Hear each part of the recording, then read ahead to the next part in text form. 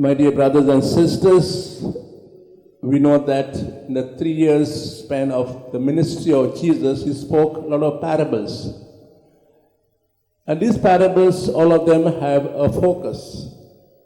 The parable of the prodigal son, the focus is not on the son who went and spent his money in loose leasing, but it's more focused on the father who welcomed him back.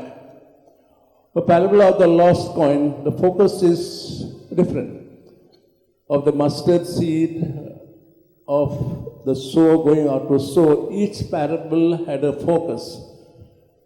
Today's parable is rather little strange, I must say. What's the focus on today's parable about the true son? Is the focus on the first son or the second son, or is the focus something more? Is the focus on our attitude towards people, towards God, or is the focus on doing always the will of God, or is the focus on doing something better? We would say Magis more. As I see it, the focus is on, I think, doing what is better, the will of God, not my will. See, in our day-to-day life, we take decisions for ourselves, for others, and so on. What's the focus there? Do I want to impose my will? Say, this is what I think is the best. Or do I see the whole situation, the whole crowd, the whole community as such, and say, I will do what is best for others? We heard just telling in the end parable, it says, religious leaders, it says, thought only of yourselves.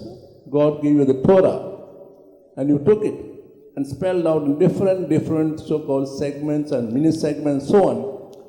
But you did not, in a way, live those segments, because you're doing always what is good for yourself and not for the life of society. But since the tax collector sinners, they went away from God, lived a loose life, so to say. But then they repented for what they had done and changed their lives. So let's reflect on this parable in these two aspects. Doing always the will of God, which is best for me, but we know what is best for us. We think so. But God knows what is best for us. We come here or go to churches or go to shrines and go to anywhere, a place of worship, and for ourselves, we make this intention and that intention. The Lord knows what is good for us. So He'll give to us what is good. Now, so when we think of doing good, let's think of doing what is better. The Magis, that will help the better society, the more good. So we ask God today in the today's grace not to always depend what is my will, or see what is God's will for me. Also, when I take decisions